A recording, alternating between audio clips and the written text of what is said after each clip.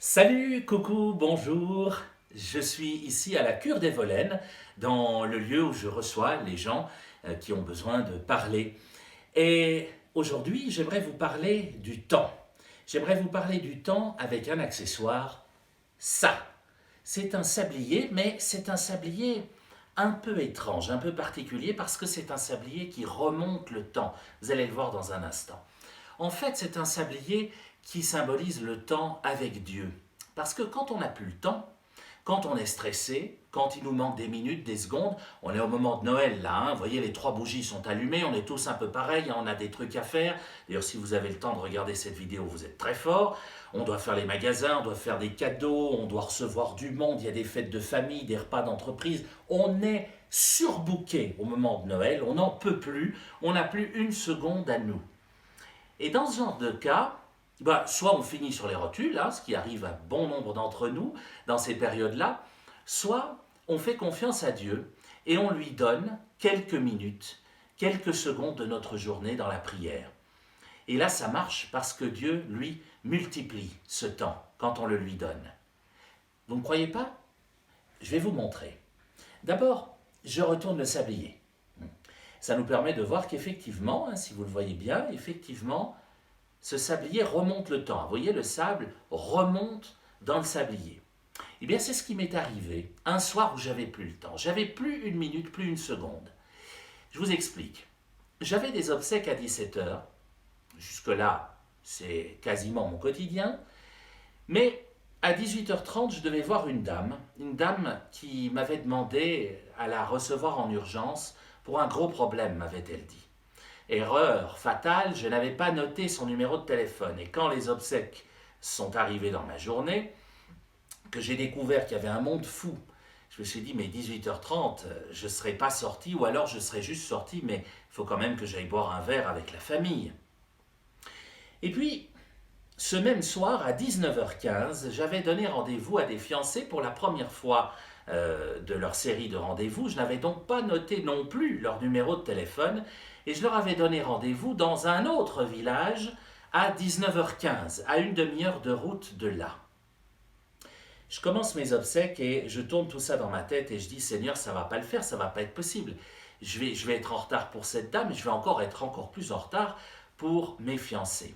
Et puis j'entends le Seigneur dans mon cœur me dire Vincent, laisse-moi faire, lâche prise, arrête de vouloir tout maîtriser, tu n'y arriveras pas. Avec le temps, tu sais très bien comment ça se passe. Laisse-moi une chance. Je dis ok Seigneur, je te laisse faire. Je m'en remets à toi, je te laisse faire. Je vais célébrer ces obsèques et on verra bien. Je célèbre et effectivement à 18h25, la célébration se termine, la famille me dit vous venez boire un verre avec nous. Je dis bien sûr, avec cette dame qui m'attend à 18h30, hein, je vous rappelle. Je vais boire un verre avec la famille, 18h30, 18h35, 40, 45, j'arrive à la cure en courant, tout essoufflé. Je me dis mon Dieu, elle doit m'attendre depuis un quart d'heure, qu'est-ce que je vais lui dire? Et là, je vois cette dame qui arrive de l'autre côté de la rue, tout essoufflée elle aussi en courant.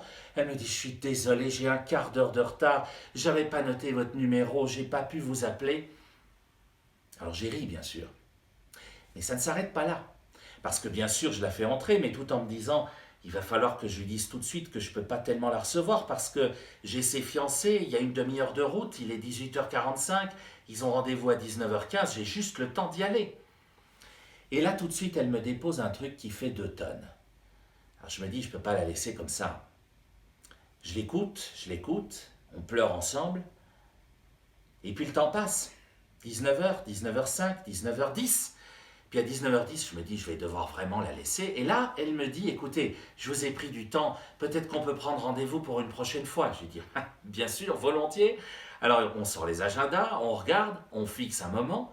19h14, je la raccompagne à la porte de la cure, tout en me disant maintenant, j'ai une demi-heure de route, j'espère que mes fiancés vont m'attendre une demi-heure.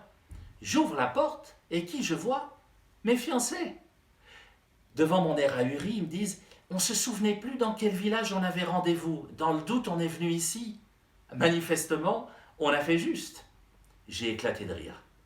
Je les ai laissés s'installer dans le salon et je leur ai dit, je vous demande juste une seconde. Et je suis allé dans mon coin prière et j'ai dit, Seigneur, t'es quand même très fort. T'es quand même très fort. Et il m'a répondu, je suis très fort quand tu me laisses l'occasion d'agir. Si tu veux tout maîtriser, je ne peux pas agir. Quand il agit, c'est comme ce sablier, voyez-vous. Il arrive à faire remonter le temps. Il arrive à nous redonner les secondes qu'on n'a plus.